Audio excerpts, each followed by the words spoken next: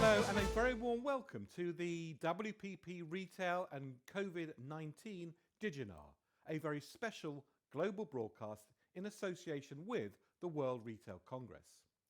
Over the next hour or so, we'll be looking at how retail around the world is handling the current crisis and the strategies being put in place for trading in the new normal. We'll also be sharing with you the launch of the WPP and Kantar BrandZ Top 75 Most Valuable Global Brands for 2020. This virtual experience Diginar is in two parts. First, an hour-long session right now in which I'll be talking to a host of experts and leading retailers from all over the world. And then there is the Diginar app available to download.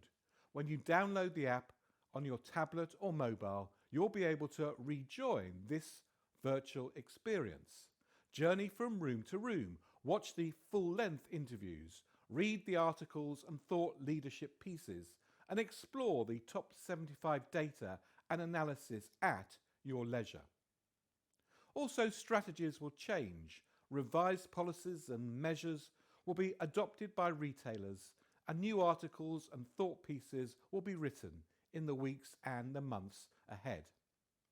We'll keep you up to date with the latest hot topics and retail issues from our newsroom here.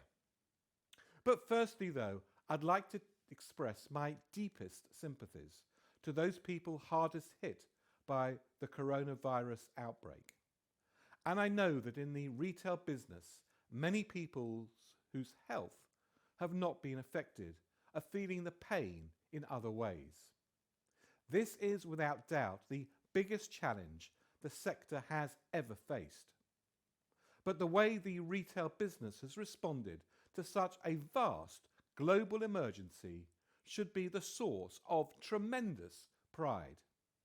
After all, many retailers have taken smart, timely, and very generous strategic decisions that have made a genuine difference to people's lives. It's those unsung heroes keeping the wheels of retail turning who've been keeping society both functioning and fed. Retail has for centuries been at the heart of communities, and the current response of many retailers and their dedicated teams of people serves as a sobering reminder of just that. The shock of the current crisis will leave a deep impression on consumers' psyche the world over. They will not readily forget which friends and neighbours offered comfort and assistance, nor the brands that proved a genuine help in their time of need. So also in this Diginar, we'll be talking about how consumers everywhere are reacting to life in lockdown and what that might be for the emotional and psychological makeup of a post-crisis consumer. Of course, the retail world will also be changing week by week, so WPP and the World Retail Congress will be continuously updating our Diginar experience to bring you news of the latest strategies, action plans and innovations developed by retailers both large and small. But to get us started, I'd like to welcome Ian McGarrigle, Chairman of the World Retail Congress. Thank you very much, David, and delighted to be here and to really launch this exciting new virtual world experience to launch the BrandZ Top 75 Most Valuable Retail Brands report, but also to open this virtual world for the World Retail Congress. As you know, we have had to postpone the original dates for the Congress, which would have been at the end of April, where we are now, and we will be reconvening in Rome at the end of October the 28th to the 30th. Well, there'll be lots more about that and how you can access it as we go through today's Diginar, and we'll be hearing much more from Ian at various points during the programme. But for the moment, Ian McGarrigle, Chairman of the World Retail Congress, it's a pleasure to be able to do this virtually with you. Thank you very much indeed. And well, now it's time to move into one of the rooms that Ian just talked about, our interview room, to hear from a number of retailers. Earlier this week, I caught up with Ira Kalish, Chief Economist and Senior Managing Director at Deloitte. We discussed the world economic impact of the virus, both short and long term. Ira, it's fantastic for you to be here. Thank you very much indeed. My pleasure. Thanks for having me. So paint a little picture for us of the world economy as it stands now and the scenarios that clearly you must be modelling with your colleagues as to what may or might not happen depending on the various different scenarios.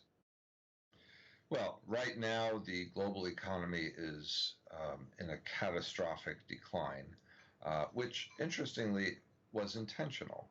I think our former Treasury Secretary, Larry Summers, put it very well when he said, the goal right now is to put the economy into a coma in order to keep people apart and hopefully suppress the virus, but then at the same time use the tools of government to protect people and businesses during this temporary downturn.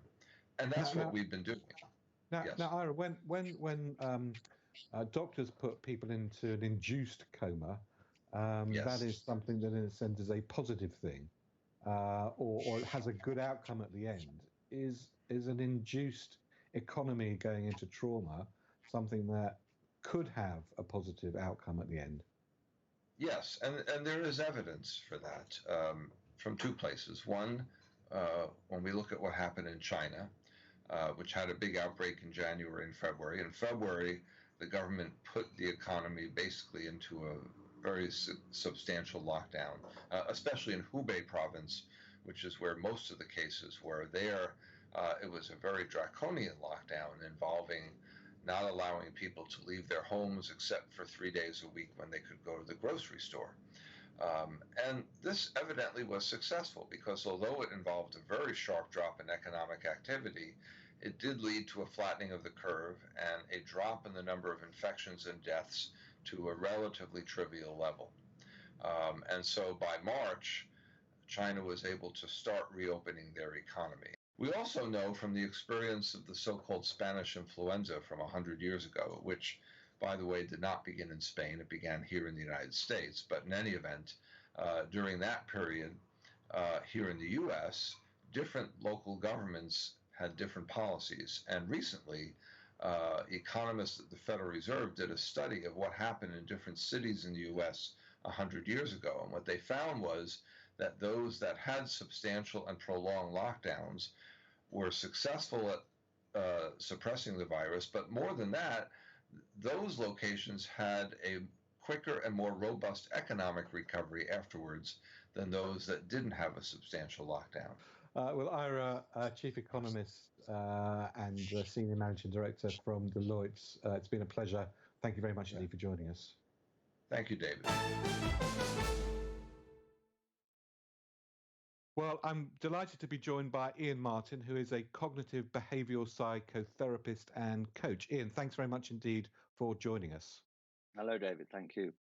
Now, when things get better and we're not under lockdown, are things going to snap back from a psychological perspective to what they were beforehand, or are there going to be any lasting impacts on this? I think it's difficult to imagine that we will go back to the way that we were in February, for instance, because we will all have had this experience, and this experience has been a significant emotional experience for all of us. So I don't think we can go back in time. We can only go forward to a new version of ourselves, which includes having had this experience. So I think many of us have had to change the ways in which we live, in which we socialize, in which we use technology like this. And, many people have had to become familiar with Skype, with Zoom, with all of these new technologies that we've all suddenly become expert in. And I don't think that's going to go away. I don't think we're going to go back to a life where we didn't use this technology. I think as we move forward, this technology becomes part of the new way that we will relate to each other. And maybe you could just give us one or two tips of what the best coping strategies that we should be adopting at the moment for ourselves. Psychological flexibility. Recognize that you have freedom of choice. Recognize that we have the choice always to focus on one of either of two possible sides of the coin. If you choose to focus your mind psychologically on what you prefer, but accept that you haven't got, you function much better.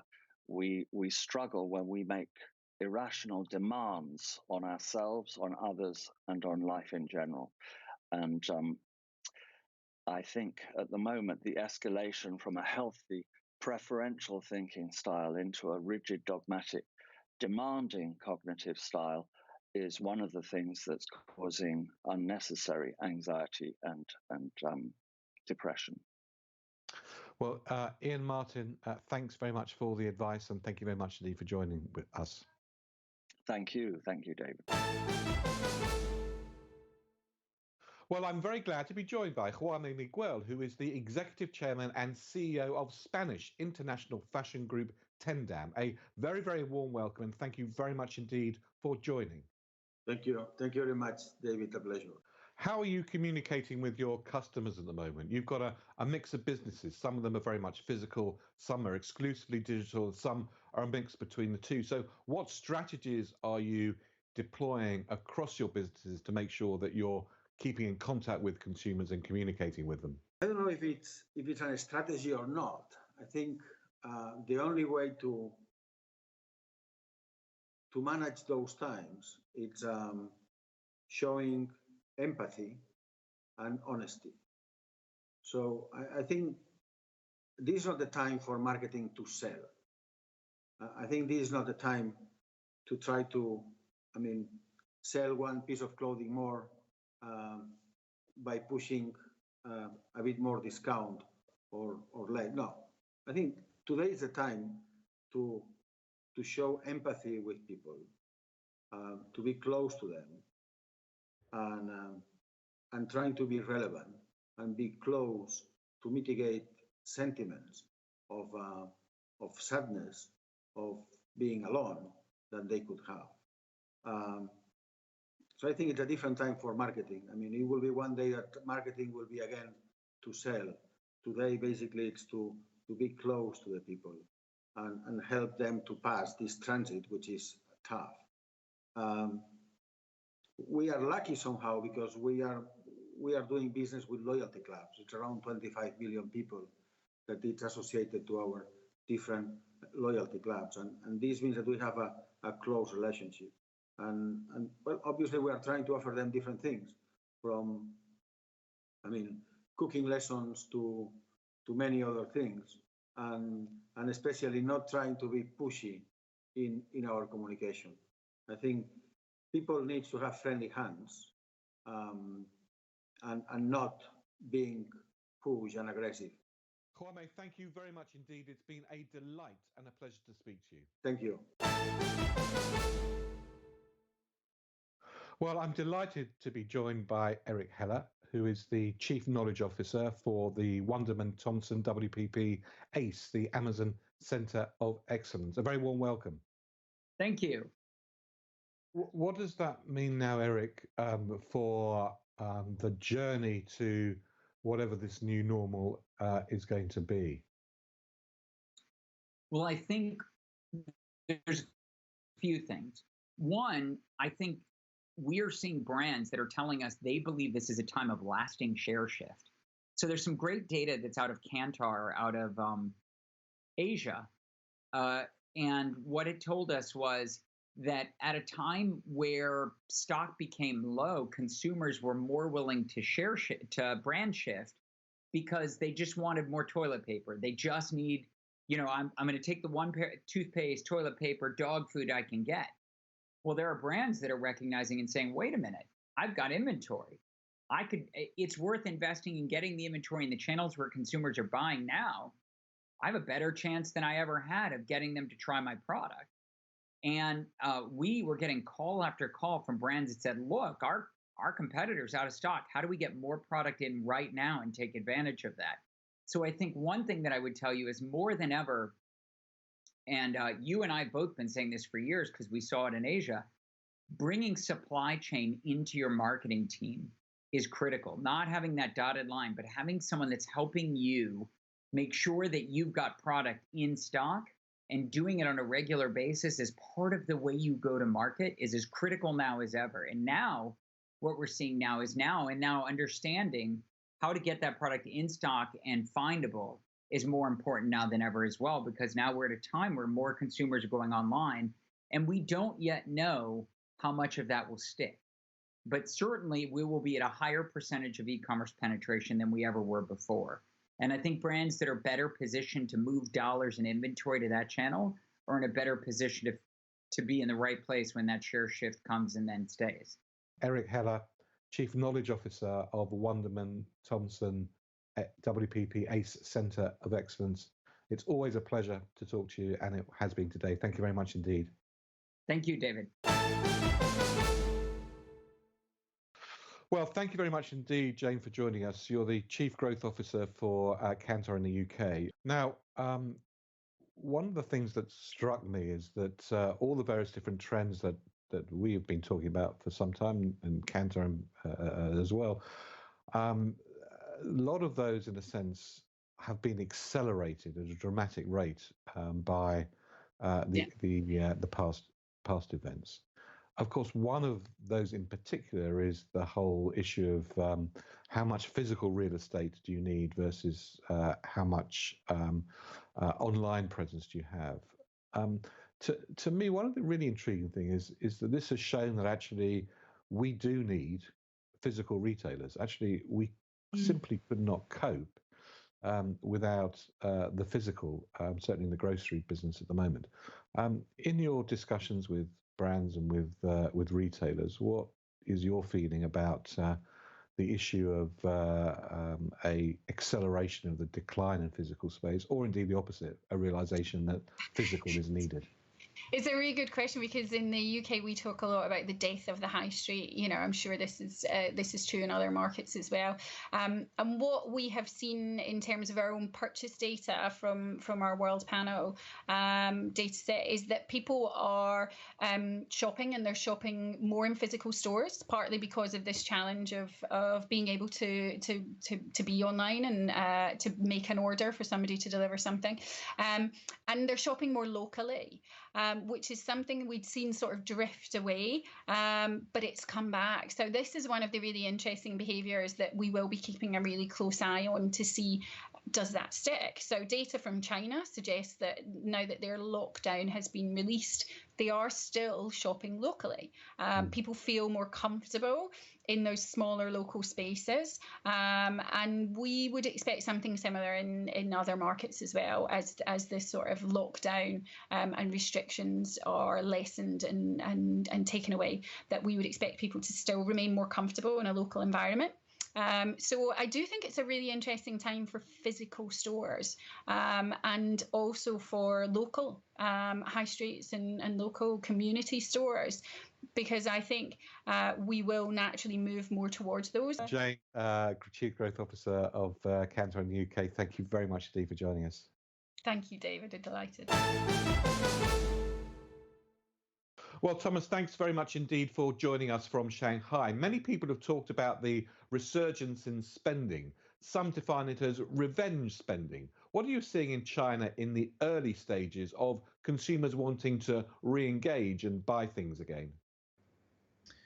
Yeah, I think we should see a certain level of revenge spending. I think the economic impact in China to date has not been so huge that people are losing their jobs on the same level as we might see in other markets, because I think the actual time period where the virus was really having an impact was limited and shortened by some of the moves that were done in terms of the restrictions. So this means that people had maybe 4 to 8 weeks where they were limiting their spending and their discretionary spend, but that's still money that's burning a hole in their pocket.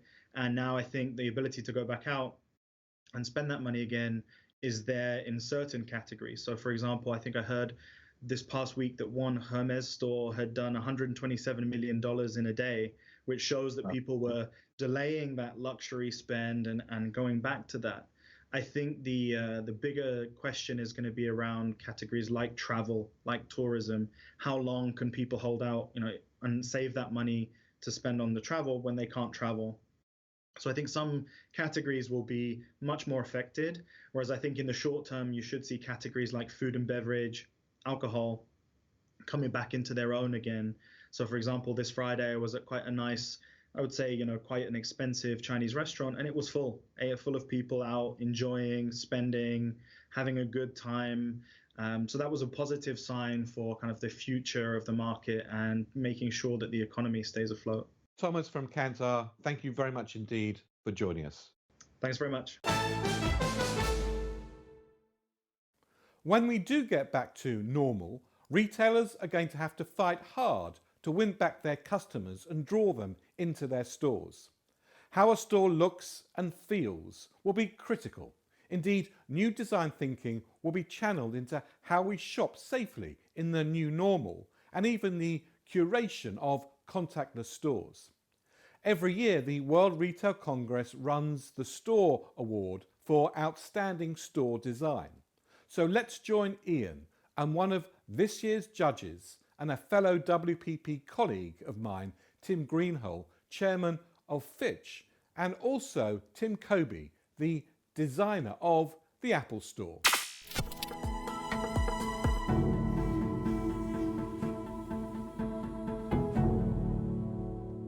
Well, thank you, David. And we're delighted to be able to showcase the best of store design through the World Retail Awards in this special virtual room.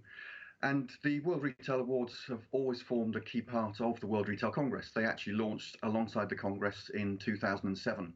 And the awards are designed to really represent the very best of what is happening in retail in any given year, and focusing on the innovation and the great things that retail does. But store design is pivotal to that. It's been a category that's been one of the most popular since we launched it. That means popular in terms of the number of entries we receive, but also in terms of the feedback and the interest that it generates. And that's really not surprising, because despite the growth of e-commerce, the majority of retail, of course, is done through brick and mortar, through the physical store. And over the years, even just of the years of the Congress, we've seen new formats emerge and develop, but a renewed focus on the store and how can retailers attract customers into the physical space. And we see that in the store design category. And as I say, that's why we're so delighted that we can show that in this virtual room. And to help me discuss the importance of store design even more and in greater depth, I'm delighted to be able to welcome Tim Greenhill, who is Chairman and Chief Creative Officer for the global design agency Fitch. I wondered where you think we're at in characterizing where we are with the role of the store. It's a great question, because obviously it's as you said yourself, it's a debate that happens a lot these days in terms of what is the role of the physical store? I think that we should always remember that for a lot of people in a lot of parts of the world, that retail and shopping is part of the fabric of society. Of course, there was a time when the shop was the only place you could go shopping. And now, of course, there's plenty more places you can go shopping.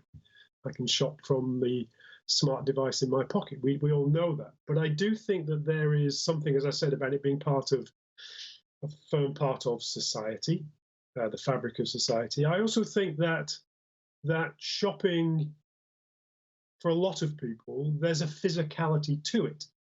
There's a sense of movement, there's a sense of space, there's a sense of being around other people. And so I think that whilst it may not be quite as important as it used to be in terms of the overall fulfilling of a transaction, I still believe that physical spaces will be important. But I think that what we're seeing now, which I think is rather wonderful, is that physical retail is now being wonderfully partnered by offline experiences, which can, I can digitally just do a very simple transaction if I need to, add to basket, pay straight away. That's great. Social media is helping me make better choices or make more informed choices about the types of products me and my cohort of friends might choose to think is cool. I don't think I'm too old now to use a word like cool, but anyway. But there's an interesting thing that we've been thinking about recently as we have the debate about online versus offline. And as I say, I do believe that physical retail and the physicality of shopping will still be very important. I also think, though, that, and this is something we've been exploring with some clients, is there is a potential world that also exists in the middle between the e-commerce world and the physical world. And that is something that we're looking at, which is kind of this idea, and it's emerged quite recently, actually, certainly in China, and I think it's going to be happening across the rest of the world as we move through this particular period of time, where we're looking at streaming showcases. Tim, as ever, it's great to chat to you. Thank you for your time. It was really interesting, and thank you for your support with the World Retail Awards. And now from one Tim to another, it's my great pleasure to introduce Tim Kobe, who is founder of 8 Inc. What's your view on what is the role of physical space, a store, in this digital age? Well, I think that's a fair criticism, and I think part of the reason is we think of it in a polar kind of construct. The idea that we have physical retail over here and digital over here, that is pretty much falling apart today. And the reason that's falling apart is, for the most part, millennial audience or older remember a pre-iPhone world and a post-iPhone world. They have been through a time where there was this incredible transformation. But if you look at digital natives today are about 4 times the spending power of millennials. They are more and more moving into this point of having significant influence relative to new brands. And the reality is they've grown up with technology. So technology is nothing special to them. In fact, it's a bit like oxygen. They only care if they don't have it. So when you look at what's important to them, to have a physical experience that isn't connected to and supported by digital is ultimately at the heart of the problem. And we've been thinking of it as polarized conditions for many, many years. But the reality is there's very few meetings that any of us are in, or very few times where we're not engaged in something physically and digitally. So to me, the new normal is this idea that we're simultaneously engaged in physical and digital things, and therefore the engagement opportunity that we have in retail has to take this new condition into account. Thank you for joining us. So, thanks, Ian. Thank you also to Tim Greenhalgh for joining us. And now back to you, David. Thank you.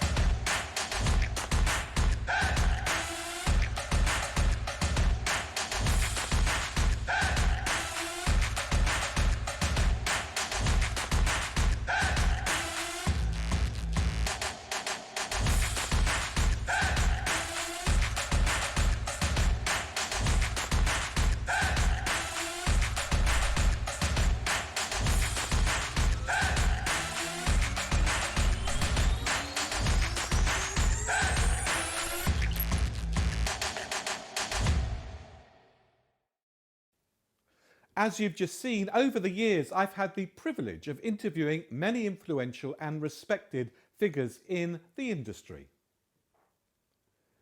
And these are all the ones I've conducted in recent years, many at the World Retail Congress, as part of our WPP live broadcasting from there. They're all curated here, and when you've got a moment, do come back and spend some time with these captains of our industry. It's amazing how much of what they talked about is pertinent today. Crises faced, battled and overcome. Just download the Diginar app and make your way to Interview Room 2. And bringing us right up to date, on Tuesday I spoke with John Seifert, the global CEO of Ogilvy's, about what brands should be communicating to their consumers right now. Well, I'm delighted to be joined by John Seifert, who's the global CEO of Ogilvy's. John, a very warm welcome. Thanks very much indeed for joining us. Pleasure, David. Great to be with you. This is also a great time to sort of take stock of what you do and who you're about, and also the purpose that you have as a brand. And over the course of the last few years, I think most big brands have been looking at what their purpose is. Is this also one of those occasions where the rubber hits the road in terms of, is your purpose something you write on a PowerPoint slide, or is it something that drives the way in which you behave at the moment? I think that's exactly right. It's the moment of truth, really. I mean, so many of our clients, as you know, have been working so hard to define a purpose for themselves that they know is larger than, growing market share, making money. And the ones that I think have discovered that and have discovered their true purpose and can now put that to work and demonstrate that purpose, I think those are the brands that will thrive in this kind of crisis environment. There was an expose in the U.S. press this past weekend about the Ford Motor Company. Ford is making no cars, none. There's not a single car being built in any Ford factory around the world. What they have pivoted to is they're making personal protective equipment for first-line responders, health workers, and so on. They have demonstrated their care and love of what they make in something that they've never made before, as if they were making the latest new electric Mustang, right? It's quite phenomenal to see how people can find their true calling, their true purpose, even when they're making something that isn't their business to make. And there are examples of that all over the world right now. John Seifert, the CEO of Ogilvy's Worldwide, thank you very much indeed for joining us. Great to be with you. Thanks so much, David. Be safe.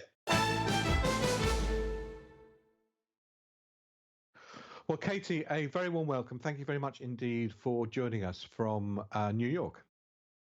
Thank you for having me. Now, you have a lot of partners in your stores, typically a lot of direct-to-consumer brands who are using your experience stores and also the customer flows that you generate through people coming to have the experience within the stores.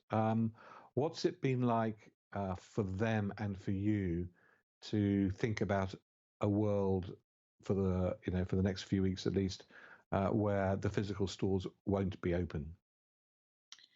It's funny. I, joined my co-founders in this mission because I was the third employee for Warby Parker, and I saw how meaningful retail was for us as a business. And I still, in my heart of hearts, know how meaningful it is for a customer to experience a brand and touch a product. So for me, having to take that opportunity we worked with 100 brands last year, and we were about to open a new curation that featured 40 brands on March 27th. We actually switch over the entire store twice a year, and we close for 4 days and open with 40 new brands and a whole new art program. And it's a really exciting time in our company that like we as a team work for up to a year in advance, booking those brands, figuring out the experience for each of them and really telling that story.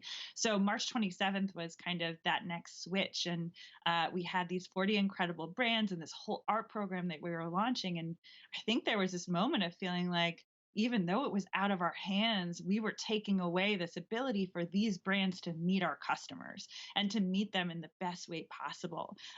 So I think for us, like we quickly took a step back and said, okay, how do we support these small brands? I mean, it's a challenging time across the board. And for us, the answer there was, all right, they still need to meet customers. They still need to meet customers in interesting ways.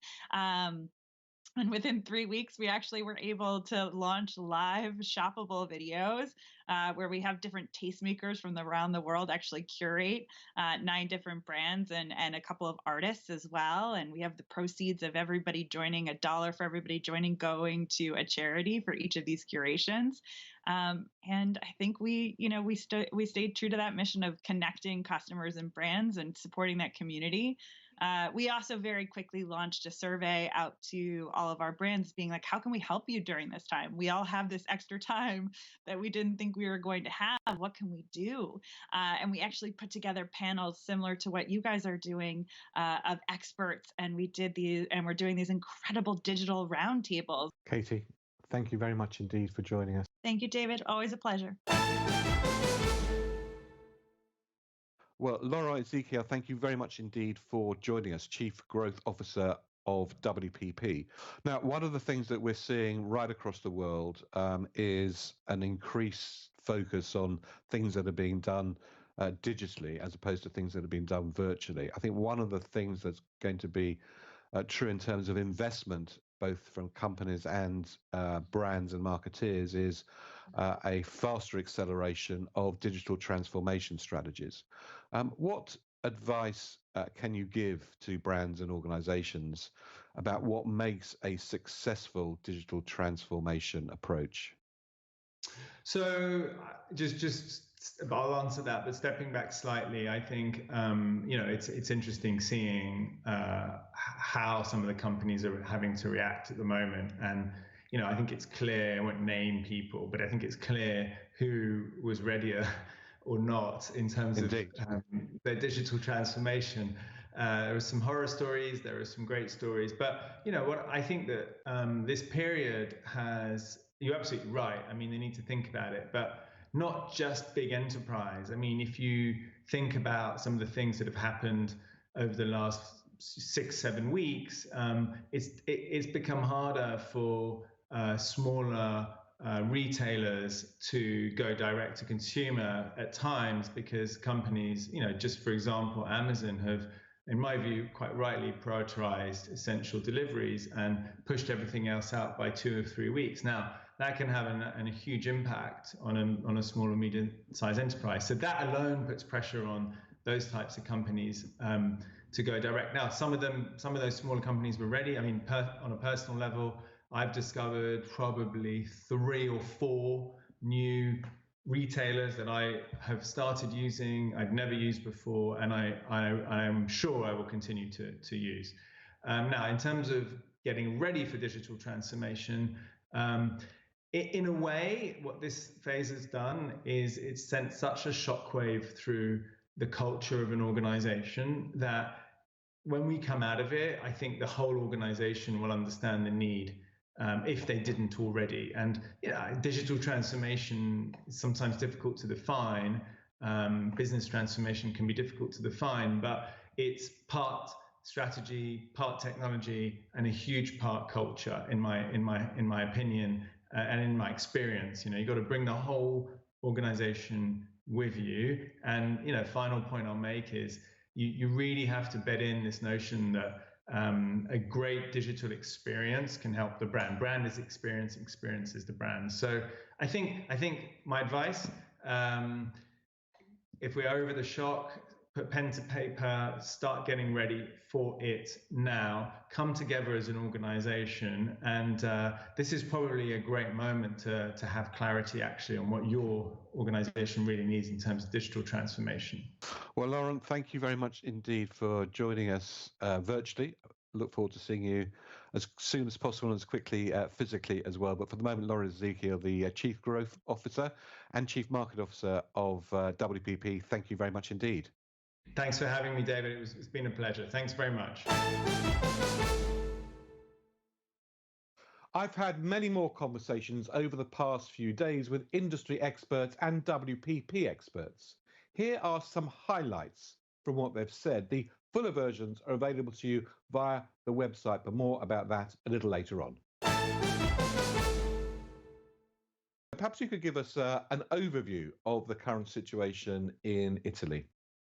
The current situation, Dave, is still very difficult. We're kind of the epicenter in Europe of the disease, as you know. We paid a very high price. That is about, I got the number from today here, is about 200,000 people infected, 27,000 people dead.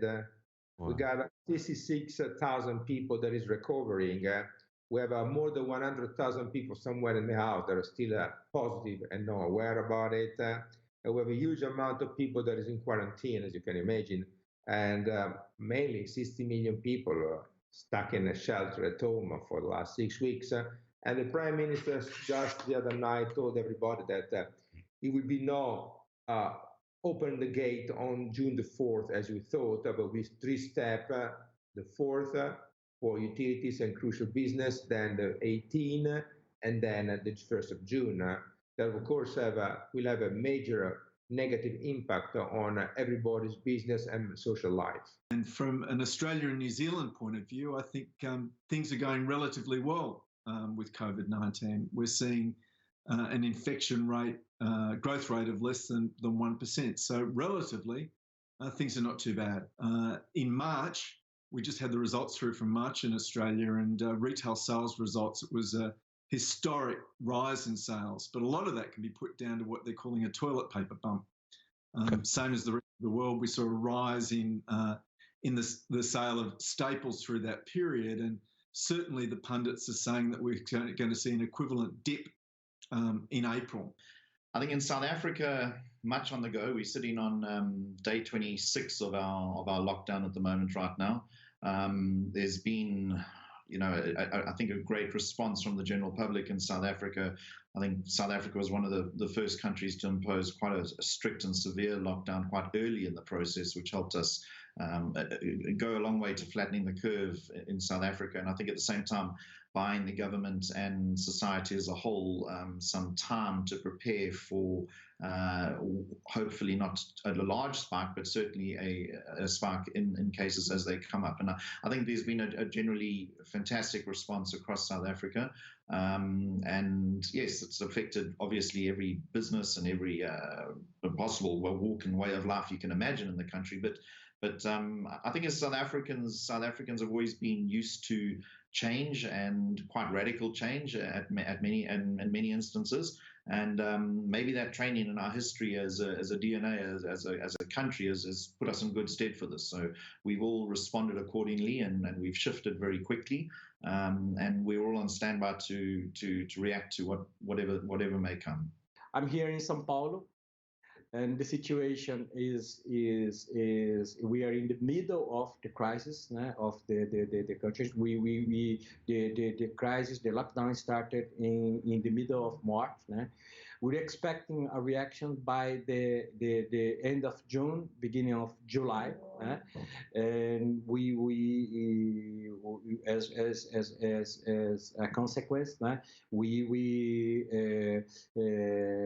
suffered at the beginning, but I think that for the moment we are isolating, and we could delay the curve.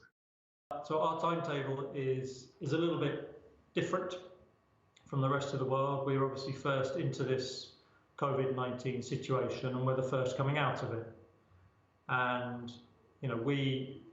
we took the decision back in January the 22nd. That seems a long time ago now. So for 5 weeks after that lockdown, we and other businesses across China started a very slow return to normality. So shift work in the office, for example, so minimizing the density, allowing for social distancing and so on. But I am pleased to say that this is now our third week of being back at full operational tempo. Here in Shanghai, here in China, we have 3 operations in Beijing, Shanghai, Guangzhou. Right now, Shanghai and Guangzhou, we're at full operational tempo. Beijing, we're still at 50-50, so 50% in the office, 50% work from home, just reflecting the reality on the ground at the moment. This crisis has made everyone think fast and laterally. We've curated some really smart thinking from retailers around the world to give you some great ideas and inspiration.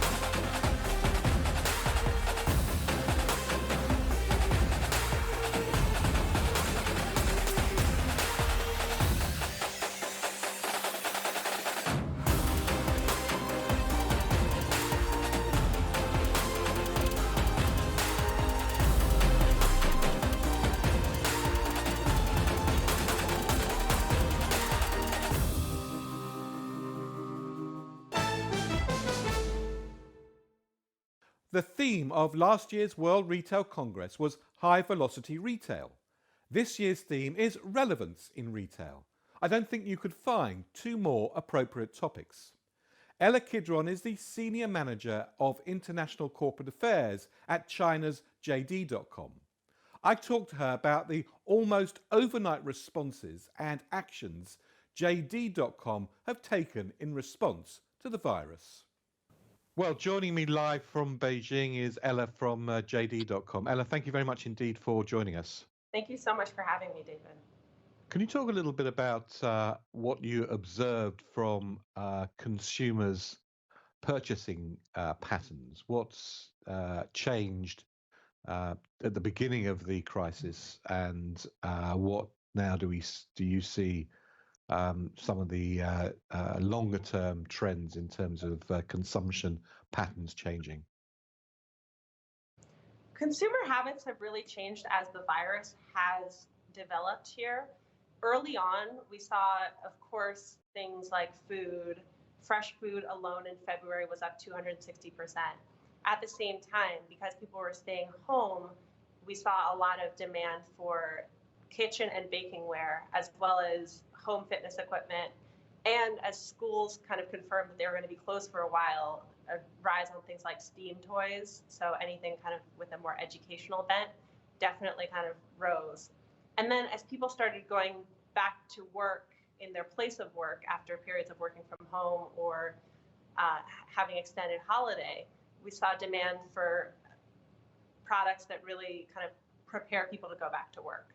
So, I mean, one example of something quite interesting is that electric lunch boxes, which basically are normal lunch canteens, but you can plug it in so it heats itself up, which means that people wouldn't have to use a communal microwave or worry about microwaving if not convenient.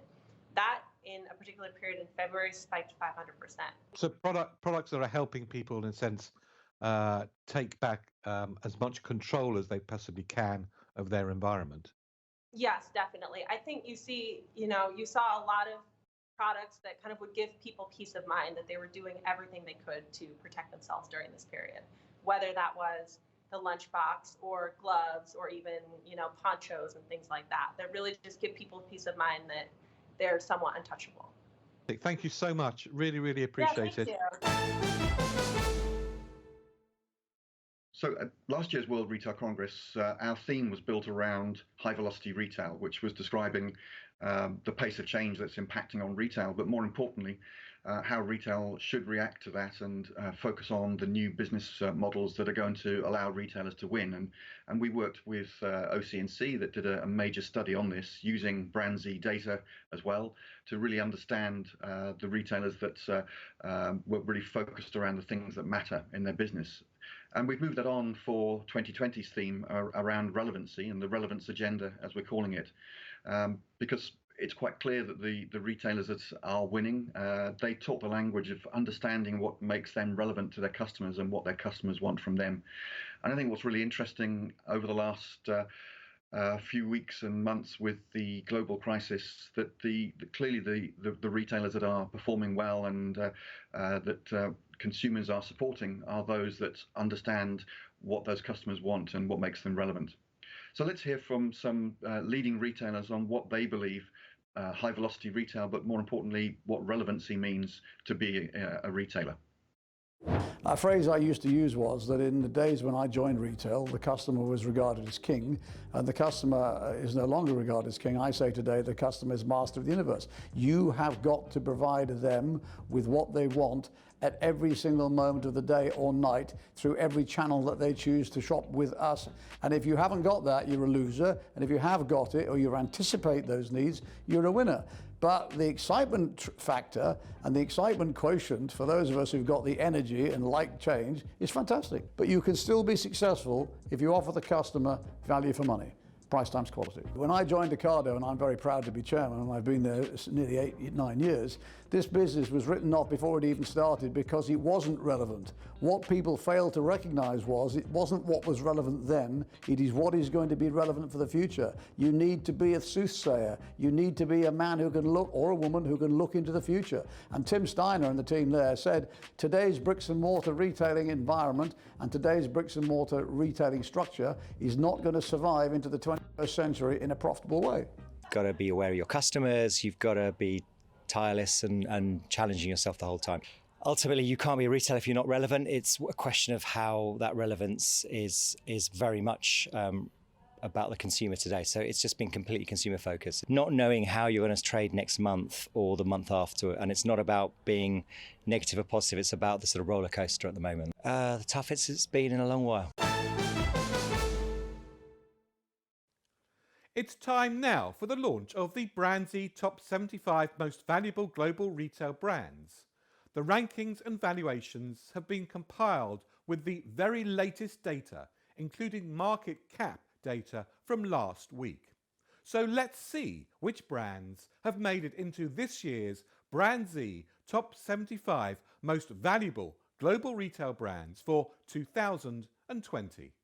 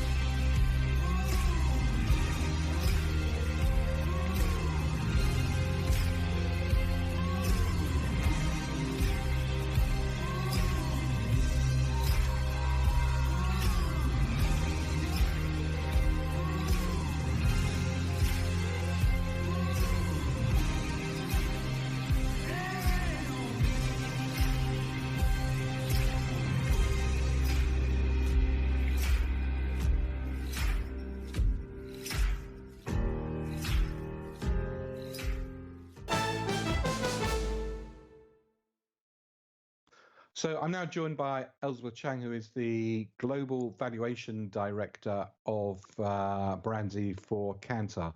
Elizabeth, thank you very much indeed for joining us. Yeah, thank you, David. Thank you for having me today. I think in the context of looking at where we were in January, looking at where we are today, and obviously today we're launching the brand rankings for the very first time.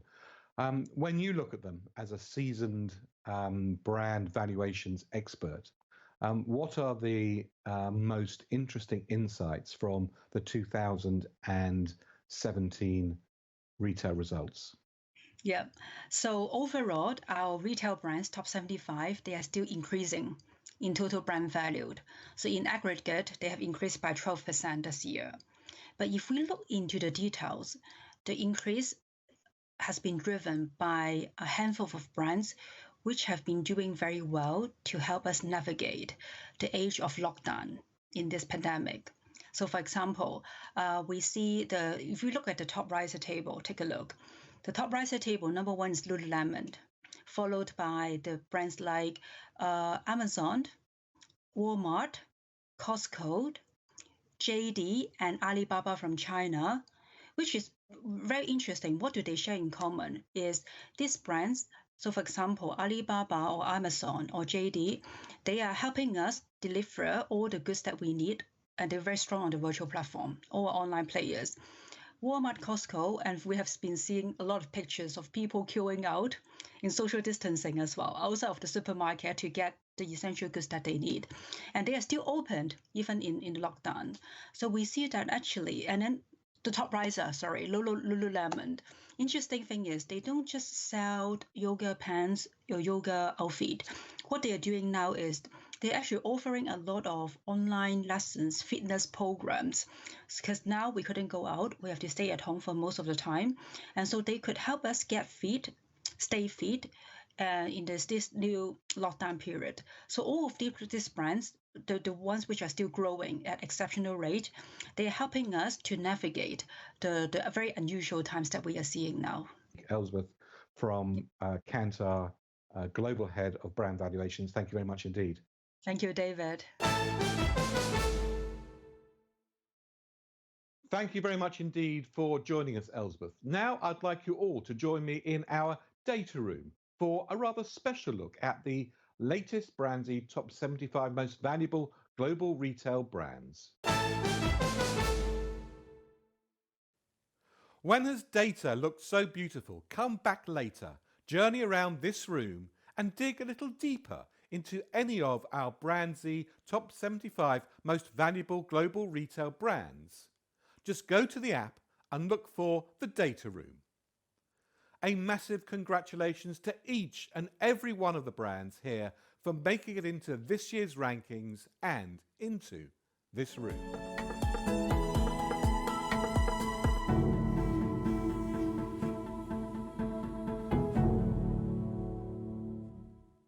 During this broadcast, we've all seen that in the months and years ahead, there'll be undoubtedly a greater focus on digital communications and commerce in retail.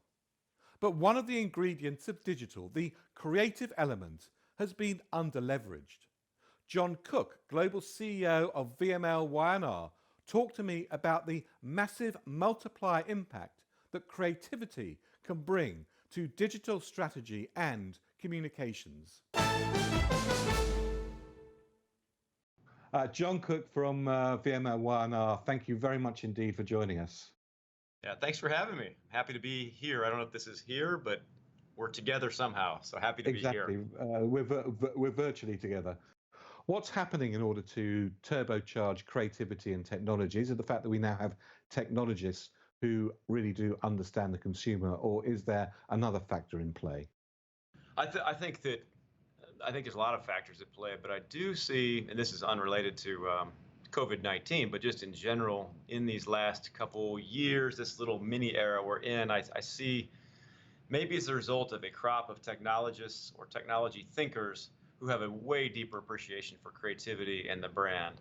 I think it's because the platforms that we're able to communicate in, the technologies, you know, they've been so much more consumer facing and consumer engaging that it'd be hard to be a successful technologist right now, especially coming up, without that appreciation. And I think maybe what we're seeing is it honestly does work when a pipeline of technologists start to have not only an appreciation for that, but start to get experience, good experience and traction and results and best practices. Those years of that harvest are starting to really pay off. I think we're seeing that deeper appreciation in the technologists. Now, I think one of the other things that we've been seeing over the course of the last few weeks is people working unbelievably fast to solve a particular problem and using technology in a sense as the enabler of that. And I think we're seeing a mentality of better to have it 70% right and now than 100% right and never. Is that a good way of going to iterate innovation and to actually experiment with consumers? Yeah, I'm a big fan of the iterative way of developing things, which I think is proven successful, translating into the way that we interact with consumers. Now, the only way that consumers and their relationship with a brand can sort of tolerate an iterative way of communication is they have to have an understanding that there will be mistakes in a way a brand communicates. A consumer has to, for that to be successful, iterative communication between a brand and a consumer, the trust level has to be very high. Now, I think that is happening because, back to the original point, where brands are forced to define their relevancy, their purpose, way deeper than they have in the past. As they've done that, the successful brands are developing a deeper level of trust and tolerance that allows for that iterative way of communicating that on the development side has worked for years. Well, John Cook, the global CEO of VML Y&R, thank you very much indeed for joining us. Thanks for having me. Well, I'm absolutely delighted to have Jose with us. Thank you, David. Thank you for having me. It is truly my pleasure. Jose, do you think you could tell us a little bit about how you see the digital screen in the future and its connection with the out-of-home industry? So consumers want to see contactless solutions. So we're working on a number of new solutions to new digital experience for consumers where they don't have to touch the screen. So they can interact with the screen in a different way, either through voice, through gesture, or through QR codes, to just mention a few of them. So do you see those types of solutions becoming much more useful, valuable for retailers and their customers? Yeah, absolutely. I think that the digital screen is going to play a really key role in the recovery of the economies because it really solves a lot of solutions. So, for example, one area where we're seeing a lot of interest in digital screens integration is into these health monitoring solutions, right? As we ramp up the new economies, venues like airports, sporting arenas, even corporate buildings, they're going to want to be able to measure, to track the health of people that are coming into the venue, right? So health monitoring solutions that are integrating thermal cameras to measure temperature and take other analytics to assess the health of the consumer. And if the consumer gets help, then it has the right procedures and processes in place to provide real-time help for that consumer. Now, clearly, your customers, like our clients around the world, are having difficulties at the moment. What are you doing as a technology company to help not only your customers, but the entire ecosystem? Kiosks in Taiwan, for example, where if you forget your face mask because you're in a hurry and you go to a transit station, a transportation station, you can go into a small store or in a public space, go to a kiosk where you can use your medical card and it will dispense 2 face masks for you real times. This is a way where we're taking existing solutions and really deploying them to slow down the pandemic and fight it. Jose Avalos from Intel, thank you very much indeed. Thank you, David.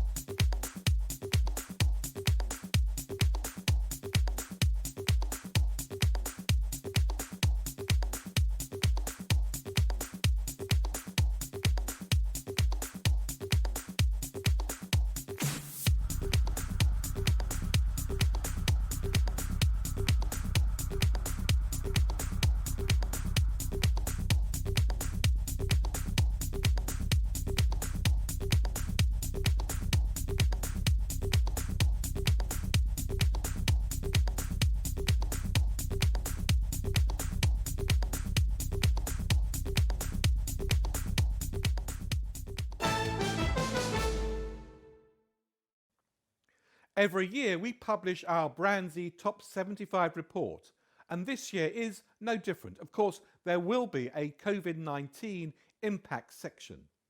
But as usual, the report is cram-packed with analysis, insights, the top 75 tables and brand profiles, and inspirational and must-read thought pieces and commentaries.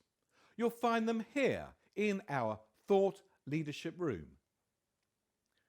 We've also featured every single member of the World Retail Congress Retail Hall of Fame, including the very latest inductees, for you to get inspiration from and reflect on the enormous contribution to society and business retailing has and continues to make.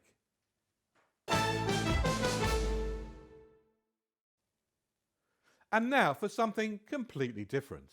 A little light relief, and who doesn't need a little bit of that now? I'd like to introduce you to our very own popular, custom-written and illustrated on-demand brand graphic novels, combining artificial intelligence, big data, analytics and creative storytelling. They present brand analysis in a new and engaging way. We have graphic novels for every single one of our top 75 most valuable global retail brands, and a lot more besides. So don't take my word for it. Take a look at this.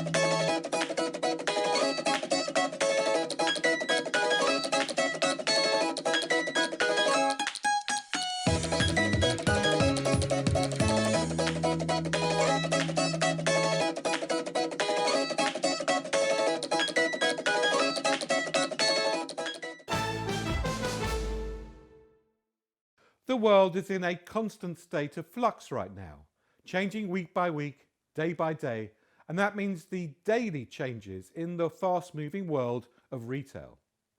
So we'll be broadcasting from our breaking news studio every week with the latest news, views, interviews, and expert opinions from around the world. Make sure you download the Diginar app to help you keep up to date. Now, with the obvious disruption, approving apps to get into the various app stores is taking much longer than it used to. So we also have a website. The URL is here, where you can go to immediately and get access to all the material you've seen here and a lot more besides, including the longer versions of all the interviews, which I strongly recommend that you watch, as they're full of razor-sharp, actionable insights. There you'll also find instructions on how to get the Diginar app. Now, creating the Diginar experience to move from what was a physical event to a digital one has been a team effort. And I'd very much like to thank each and every one of them for their contribution and hard work. Far too many individuals to mention right now, but you'll see their names at the end of this broadcast. So please do give them a well-deserved round of applause. And of course, a massive thanks to all of our interviewees who were so generous in their insights. With the global outbreak of COVID-19 brings large groups of business people together in one environment for the moment is no longer an option. So does that mean no more opportunities to hear inspirational speakers? No more listening to interviews with the great and the good? And no more meeting up with colleagues from around the world with whom we can talk, argue and exchange of ideas? That can't and mustn't be. Our need to learn from each other, to gain insights, to hear about other people's coping mechanisms and to get strategic advice and guidance has never been more important. BrandZ will be launching their series of special Diginars over the spring and summer, including the launch of the WPP BrandZ Top 100 Most Valuable global brands in July. Each of our Diginars will be a unique virtual experience that will enable visitors to live, breathe and share every aspect of the event as if they were there in the halls and the rooms for themselves. Using state-of-the-art gaming technology which is transformative in terms of a media, the virtual experience Diginar is here. And with the Diginar app, visitors will have access to a fund of articles and presentations, videos and ideas related to the conference theme. So long live the business conference, available on your desktop, tablet or mobile, and without the jet lag, until we can all meet again in person. And talking about that. Well, Ian, we've almost come to the end of this special Diginar, and maybe it's a really good time to look forward to the new date for the World Retail Congress in October. What do we have in store? Well, yes, here we are, David, actually in virtually in the room at the Cavalieri Hotel in Rome, where the World Retail Congress plenary will take place. But it will now take place at the end of October, October the 28th to the 30th, here at the Cavalieri Hotel. And we very much look forward to seeing you, not just virtually, but face-to-face when we do gather in Rome. But from here until the Congress, we will continue to produce content and really begin, I think, what is hugely important is more of those discussions around how retail has been coping with the crisis. What does it tell us about retail? And I think there will be no better opportunity. In fact, it will be the first opportunity for global retail to come together when they come to the World Retail Congress to really focus around all those key lessons that already are starting to come out from retailers around the world. And to help that process already, and we hope people have started to see these special reports, we launched 4 weeks ago now, and we've just produced the second issue as we speak of a special World Retail Congress review from around the world, talking to senior retailers and retail experts and analysts to really get those first-hand experiences from literally right around the world, but more importantly, start to build on, as I say, those lessons and learnings from what is quite clearly now emerging as a very new, challenging retail landscape. So please do keep coming back to this virtual world experience, because we'll be adding more rooms and more content into this virtual world, which we hope you very much enjoy. And as I say, we really hope to look forward to welcoming you in person to Rome on October the 28th to the 30th. So thank you, David. Well, that just about brings us to the end of our virtual experience, Diginar. I hope that the thoughts and the opinions and the strategies that you've heard from our contributors have inspired and helped you to understand where we are and where we're heading to. And I hope that also gives you a feeling of hopefulness and a positive notion about the months and the next year ahead. Remember, you can watch all the interviews in full. A lot of the interviews you've seen here are the cut down versions, and you can access all the articles and the thought pieces. If you go to this URL that's going to appear on the screen now, all the various different things that we've talked about, access to the material and a way of downloading the app will be available via that website. I very much look forward to seeing all of you, as many as possible, at the World Retail Congress in October. And I leave you with this short film and its simple message of courage and the generosity of the human spirit. Thank you very much indeed for watching.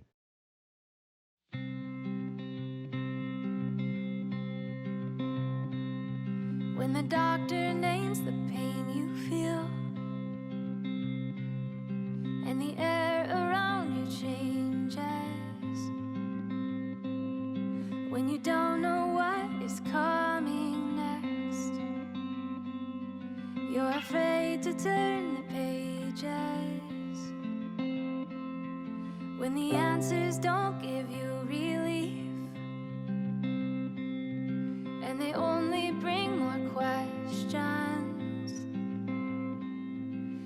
wish that you could run away,